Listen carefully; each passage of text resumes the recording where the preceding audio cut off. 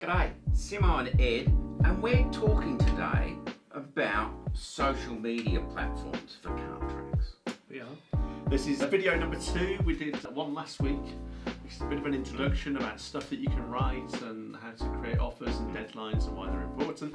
And this now is going to get a bit more into the platforms itself, and there'll be a little bit more copy in this video for you as well, I suspect. Yeah, we can dive straight in. You're watching Simo and Ed on the Fast Line Track Growth Show, where we talk all things karting and business.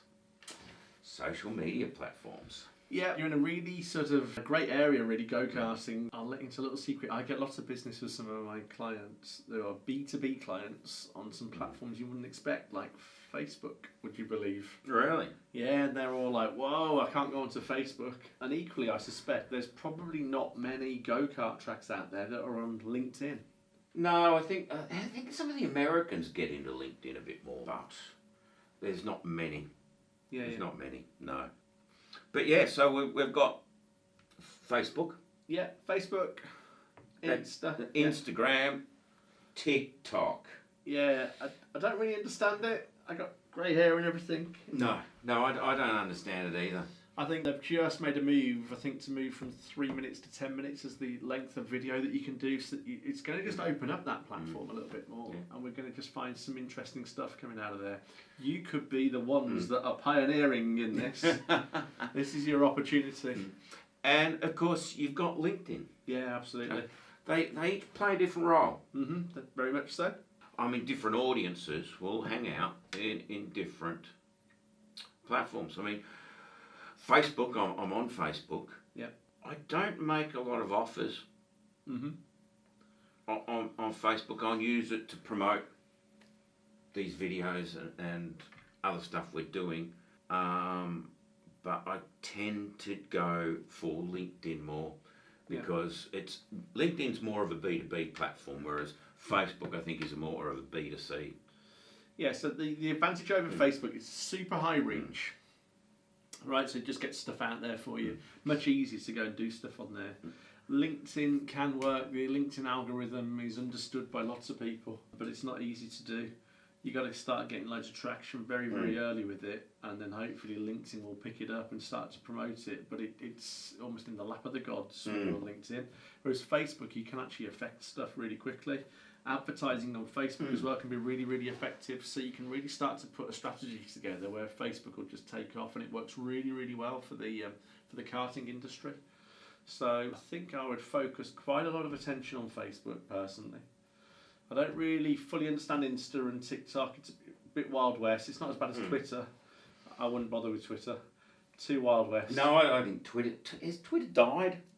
I don't know. I think it's just like it's like the Wild West out there. Yeah. It's like, here we go. You just pop your head over the parapet, people start shooting. So it's just one of those things I just avoid. So not so much Twitter. Just not going to really touch it. I mean, if you understand Twitter, go for it. In fact, comment. We might even do a video with you if you want to, because that'd be really cool. But Facebook's going to give you super high reach. LinkedIn gives you the chance to develop relationships with local businesses in your area, and there's a really cool way to do that. So you probably deal with that right now. There's something on LinkedIn called Sales Navigator. Well, that's what I call it. Sales Navigator Core. I think they call it these days. Yeah, they've got some premium plans, and one of them is Sales Navigator. Yeah. So you pay monthly for it.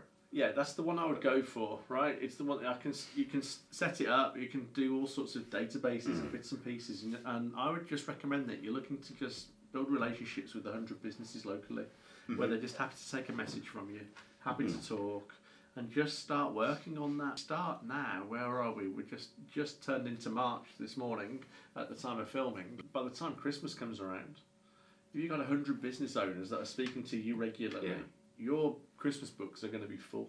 Now, it costs a little bit of money. For me, with UK taxes as well, it's about, I think it's £82.80, quite precise. No, it's not that much. It is, yeah. Sales Navigator Core. Is it? I thought it was only about 50 quid. Yeah, it's 60-something quid plus VAT. They only ever quote the excluding VAT because it's a B2B platform. You've got to add that on, but I'm VAT registered, so I claim most of that back. It's all really cool stuff. So, I think Facebook's going to work for you, but I'd really implore you as well to kind of have a look at LinkedIn. The messaging is very different for each of those platforms. the market is different. Yeah, absolutely. LinkedIn's turning more into like a type of Facebook, and you see this comment regularly on there. Yeah, I've noticed that.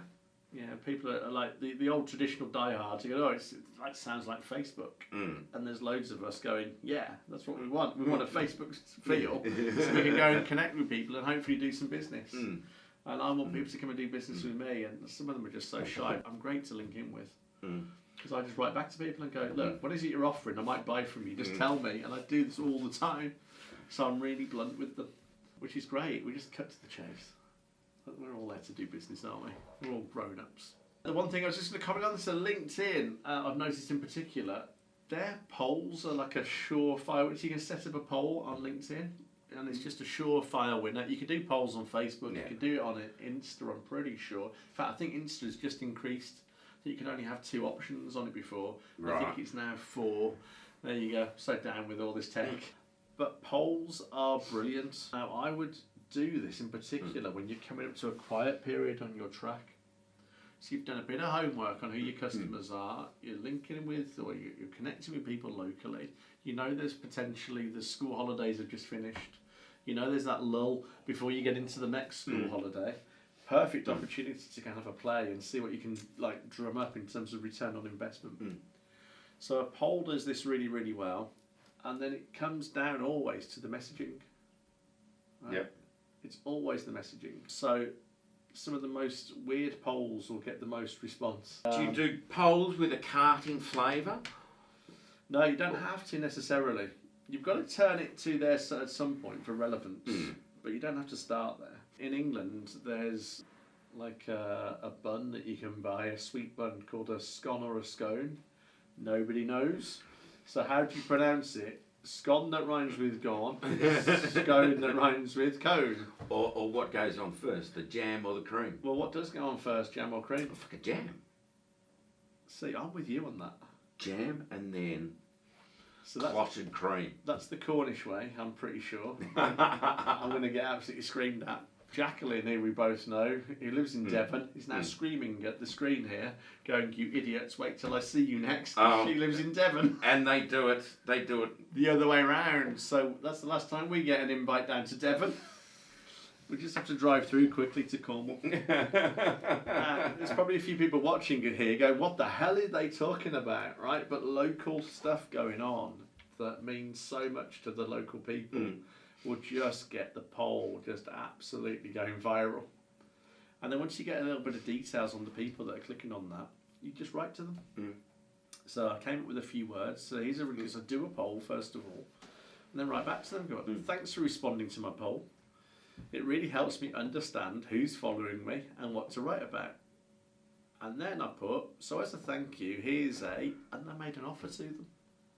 Now, if I'm talking about some type of cake, it's probably not appropriate to make an offer to come down the go-kart track. But if they're on a poll, I can certainly write the first bit about, thanks for following and it really helps me understand. And they go, and then write to them again, you should check out my next poll. Right, and get them back in again. Now, if you start to turn that towards karting or what they do at the weekend potentially, or... Well, I mean, if you did the scone thing, you could say, well, next time you're down the track, I'll show you some scones and I'll show you the proper way to prepare it. I would put on the scone and scones. I'd have 2 trays. They go, when you turn up, you let me know which one you want to buy from us, so you can have that there. And then what we will do is we'll register your details, and then if you're on the winning team, you're going to get a $10 off offer on racing. Now, they're going to have to buy one of the cakes. So it's offset some of the cost of the promotion, which would be really cool. And it's just like a funny thing that would happen. And that might make local news, the local newspaper or something like that. Who has newspapers anymore? But people might start to pick up on that. But this is where we just need to start thinking now. So I thought of an offer which is like, we'll give you a grid start offer for free, saving you $10 before, and then I put a date in there. Now, if we're doing this before a quiet period, and we put the date in that ties into the quiet period, we might go and get another dozen or so races back in there, which pays for the campaign, and off we go. So this is a really cool thing that I'd be like going to play around with. We've got to talk more vaguely here because there's not like one formula, despite what the ads say on Facebook and LinkedIn. There's not some magic formula where we're going to 10x your returns all of a sudden. You just need to go and learn how to play, go and get the wording right, and just going to have a little bit of fun and a bit of thought. But that's a great idea with the cakes and and then the follow up. And because they want to go and have something from me when they turn up, I'm now adding people to my database, and then I can then follow up with some emails or go and connect with them on LinkedIn, even if they come to me from Facebook. I can really start to get some momentum. And starting this now, by the end of the year, crikey, I'm going to be very busy. I'm going to need a bigger boat. Yeah. So that's the first thing. There's a couple of things in there though that will help you. Banner remarketing. Oh yes. See, there you go. Simba knows all about this. So we have these things called cookies on our computer. I'm probably preaching to the choir here, but you've all got cookies. It lets places, certainly like Facebook, know that you've visited certain pages. And you can now chase them through the internet. So if you're not doing banner remarketing, then you should really get onto that. Get onto that quickly. Because the EU is kicking off about GDPR around banner remarketing. Are they? Yeah, and the way data's handled. But at the moment, it's still there. So it's a great time. It's very opportune. We need to get onto this now. Because that will just help raise the ship very quickly for just very minimal effort. And I think it might be the same still. I haven't done one for a while. But you only used to pay when people clicked on something on the banner. So you can just keep getting your name out there in front of lots of people. It doesn't really cost lots of money. You can set the levels. We'll talk about that in a second. But yeah, that's really, really cool. Yeah. Next part. Yeah. Short email follow-ups. Yeah, so if you're doing a poll and people have already linked in with you either on LinkedIn or they've come through Facebook and they're now connected in some way, right? If you do a timely email, you can keep it super short. You don't have to think of lots of lists of words now because it's all still very relevant. They'll remember you for a day or two, and they'll have forgotten you inside of 2 weeks. So you haven't got long on this. But a short email follow-up would work really well. Now, for a go-kart track, I'd just put fastest kart track time has been beaten today.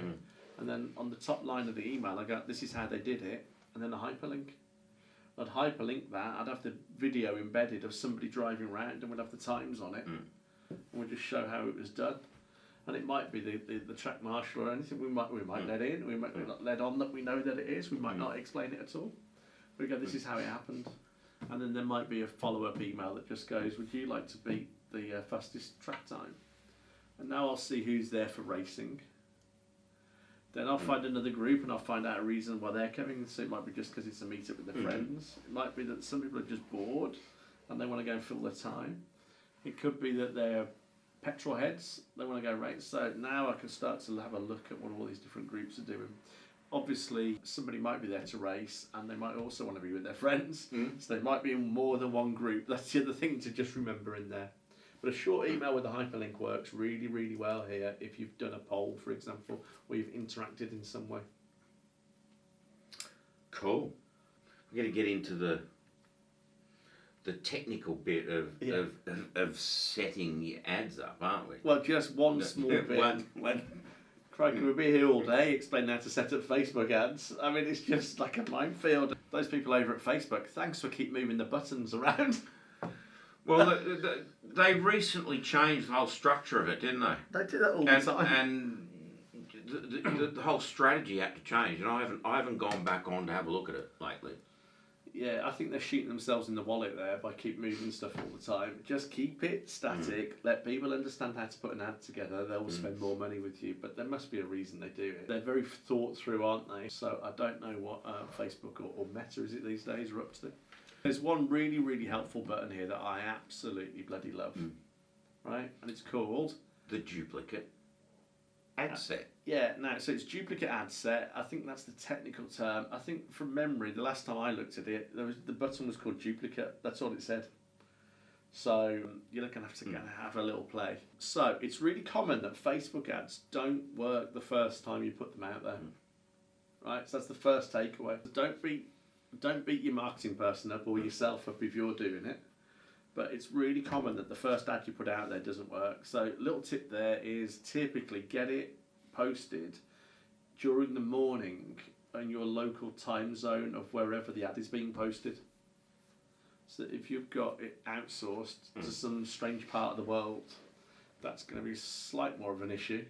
Maybe get them to set it up, send it over to you and show you what to do, and just you do the last bits. That would work better. So that morning time will help to go and get some traction on the ads. And then sit back and watch what happens. If it fails, and it probably will the first time, right? And you know it's a good ad, it's the right offer, it's the right wording, and you've got a bit of faith in it. Duplicate will help. You literally just press the button, it duplicates the ad because you haven't got much spend in there because nobody's looking at it. It now, Facebook goes, there's something that's important to you, let's go and help you. It starts to push it more, or it comes up twice as much, pretty much. Let's not get into the details, but that's the gist of it, right? And that's one way that I would use it to start getting traction, so I can make sure that I'm not throwing a good advert out just because the algorithm didn't work. The other thing, in the new changes, I do believe there's a functionality where if you can get all the people who like your Facebook page, and then what you can do is you can put them in as a set. Yeah. Right.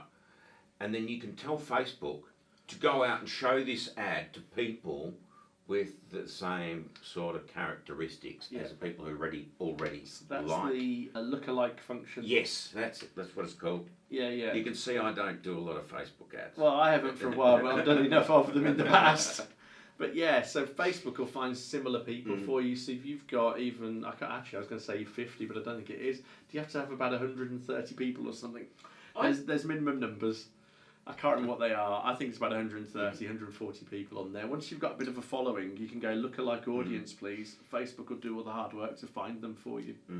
So that's like a really cool thing that will help you. Just let's pick up on one point on duplicate first of all. Let's assume that you've got an ad that has got traction, right? And you're going, wow, this is great. You've set a daily spend limit, and you're just hitting that, and you're hitting it by 1 o'clock in the afternoon. And you're going, wow, that's going really well, right? Lots of business people stop there. Hit duplicate ad, which will double your spend that day. If there's people coming through and booking, that's great. You want to go and spend more money on that advert to get people coming through. So you've got control over this, but you can double your spend so you're not completely maxed out for the day and get potentially double the numbers of customers in using the same ad, but doing it as a duplicate. So that's the other way to use duplicate ad sets. Cool.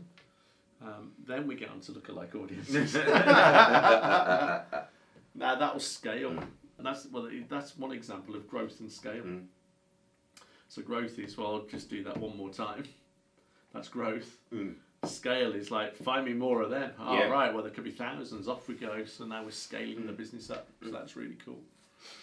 And you might want to try running a couple of different ads, just with slight tweaks. Slight tweaks to your headline.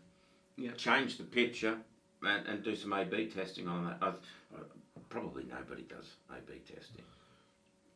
No, not unless you're actually in social media. They probably don't A/B test. The thing that I've had a lot of results with, and I haven't done it for a while, so it might not work, but give it a try, because if it doesn't work, it doesn't cost a lot. Really garish colours, right? Now, garish in terms of it doesn't fit on the Facebook page.